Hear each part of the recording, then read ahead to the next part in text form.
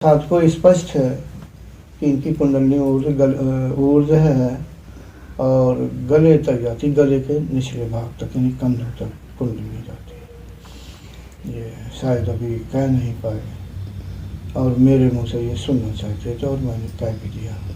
हाँ, और आपको किस तरह की अनुभूति होती है? एक तो ये आपने बताया कि ज्वाला सी उठती है और ऊपर को जाती है, और कोई अनुभूति होती है? जी गुरुदेव, जैसे वायु का भ्रमण जो है वो पूरे ऐसे सर के पीछे के जो छोटा मस्तिष्क होता है उसके नीचे के हिस्से में ऐसे घूमता रहता है यहाँ पे, और फिर वो ऐसे घूमते हुए यहाँ पे ऐसे जैसे तालू में फड़फड़ाता है ऐसे।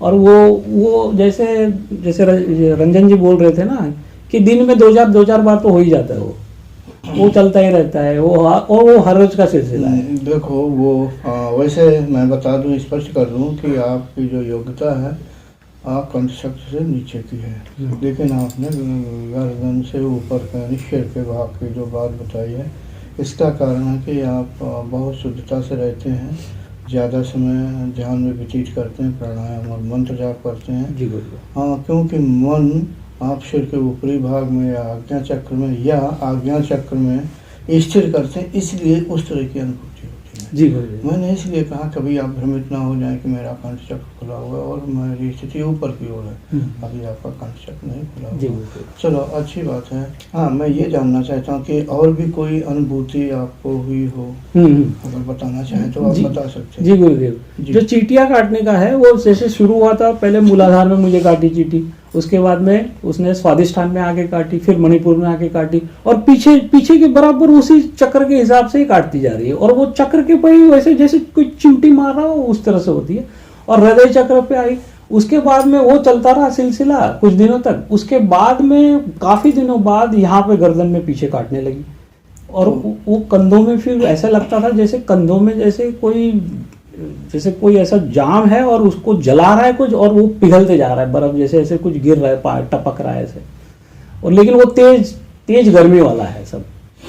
हाँ, जो आपने चींटियां वाली बताई तो आपको ऐसा लगता हो कि झुंड में चींटियां हैं, ढेर सारी झुंड में ढेर सारी चींटियां। जी, ये एक अच्छा अनुभव होता है। चींटियों का अनुभव का कारण ये है कि कुंडली का स्वरूप जो है अग्नि तत्व से संबंधित है, और हमारा शरीर जड़ तत्व ज़्यादा होता है। वो जड़ तत्व को वो नष्ट करती जाती है और चैतन्यता को बिखेरती जाती है, क्योंकि ये जो जड़ता है ना उसकी ये विरोधी है, ये चैतन्य में है। तो जब वो स्वच्छ करती है, जड़ता को नष्ट करती है, तो उसकी अनुभूति हमें चींटियाँ जैसी काटने होती, चींटी जैसी काट, जबकि वो तमोगुण को मतलब जड़ता को नष्ट कर रही होती है। इसलिए ऐसा नहीं, नीचे से लेकर ये लगता है ढेर सारी चींटियाँ पीठ पे हमारी ऊपर चढ़ती जा रही हैं और वो काट रही हैं या रेंग रही हैं। कभी कभी किसी साधक को ऐसा लगता है रेंग रही हैं, तो ये उसी की अनुभूति है। कभी कभी ऐसी अनुभूति होती है जैसे कोई खूंटा सा ऐसा पीठ में ऐसा गड़ गया हो, वो ऐसा, हाँ ऐसा लगता है जैसे यहाँ से ये कंधे से लेके ये कंधे का ये हिस्सा है, वहां से ऐसे जैसे गड़ा हुआ खूंटा सीधे हो गए। हाँ, ऐसे खूंटा गड़ा हुआ, बस ऐसे लगता है कि खूंटा गड़ा हुआ है। चलो अच्छी बात है, वो अनुभूति अच्छी है कि जो आप सिपड़े हुए या वैसे बैठ जाते हो, आप सीधे बैठ गए, आप सही आसन में आ गए। अगर आपको अनुभव हो तो एक दो अनुभव सुना सकते हैं? जी संक्षेप में। जी लंबा नहीं है, संक्षेप में। अनुभव में एक अनुभव जैसे मेरे को आया था कि मैं ऐसे बैठा हुआ हूँ और मैं ध्यान में हूँ, और ध्यान में मैंने देखा कि जैसे मैं एक कुर्सी पे बैठा हुआ हूँ और एक यंग सी लड़की, जवान सी लड़की आके मेरी ऐसे पैर को पर बैठ जाती है, और जैसे ही बैठती है वैसे तुरंत मैं उसको देख के फिर ऐसे गर्दन घुमाता हूँ, बोलता हूँ कि माँ मुझे ये नहीं चाहिए करके, और मैं इशारा भी करता हूँ कि मुझे ये नहीं चाहिए करके, मेरे दाहिने हाथ से मैं बोलता हूँ कि माँ मुझे ये नहीं चाहिए करके। ये नहीं चाहिए, लड़की नहीं चाहिए करके। मैं ये जानना चाहता हूँ कि ये माँ मुझे नहीं, माँ का मतलब क्या, किधर इधर क्या? मैं जैसे आद्या शक्ति माँ का मैं वो करता हूँ ध्यान हमेशा। अच्छा। तो मैं उसी को बोलता हूँ, जो भी तकलीफ होती है तो मैं बोलता हूँ माँ ये मुझे नहीं चाहिए, और जैसे माँ मुझे हमेशा देखती रहती है वैसे मैं हमेशा देखता हूँ। चलो, वैसे तो सुनने में थोड़ा अच्छा सा नहीं लगता है, हाँ, लेकिन आपने कहा ये हमें नहीं चाहिए। साधु को ये कह रहे हैं, लड़की इनके पास, लड़की क्या इनके ऊपर नहीं बल्कि इनके शरीर में वो चीज़ समाई हुई है जो इस रूप में दिख रही है। ऐसा साधना के कारण या इनकी कुंडलनी ऊर्ज होती है, इसलिए ऐसा दिख रही है। और ये बात अच्छी है कि उन्होंने कहा माँ मुझे ये नहीं चाहिए। साधकों, मेरी दूसरी किताब योग कैसे करें उसमें इसका उत्तर पढ़ लेना। किसी साधक को ये चीज़ दिखाई देती है, किसी को नहीं दिखाई देती है। जब मैं भी इनकी तरह साधक था, उसमें मैं दिल्ली में नौकरी भी कर रहा था, मुझे भी ये चीज़ कोई दूसरे रूप, मतलब ये लड़की दूसरे रूप में दिखाई दी। खैर कोई बात नहीं, इसमें कोई बुराई नहीं है, लेकिन अच्छा ये है कि ये मतलब इन्होंने कहा मुझे नहीं चाहिए, ये नहीं चाहिए, अच्छी बात है। मन से थोड़ी शुद्धता बढ़ रही है। साधकों, अगर कभी आपको सभी को दिखाई दे, इससे घबराइए नहीं, मगर इसकी ओर आकर्षित भी मत होइए, नहीं तो आपका मार्ग रुक सकता है या कुछ समय के लिए अवरोध आ सकता है।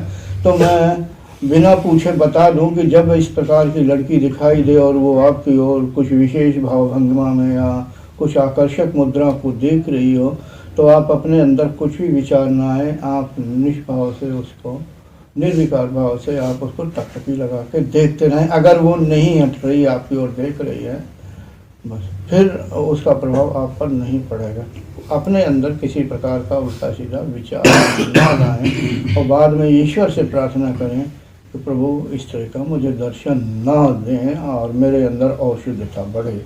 साधकों, और इससे ज़्यादा मैं स्पष्ट नहीं कह सकता हूँ, मेरी किताब में आप पढ़ लीजिए उसका वो अर्थ। और ये सभी के अंदर, मनुष्य जाति में क्या, जो प्राणी है ना, सभी प्राणियों में ये चीज़ विद्यमान होती है। ये एक मैं अच्छा अनुभव है, सुनने में अच्छा नहीं लगता लेकिन अच्छा अनुभव। जी गुरु जी।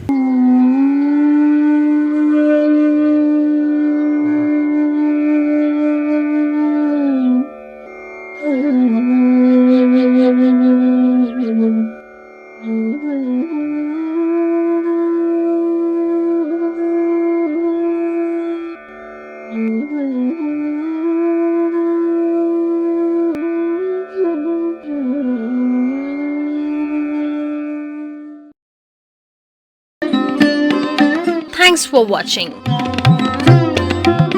Remember to like, comment and subscribe.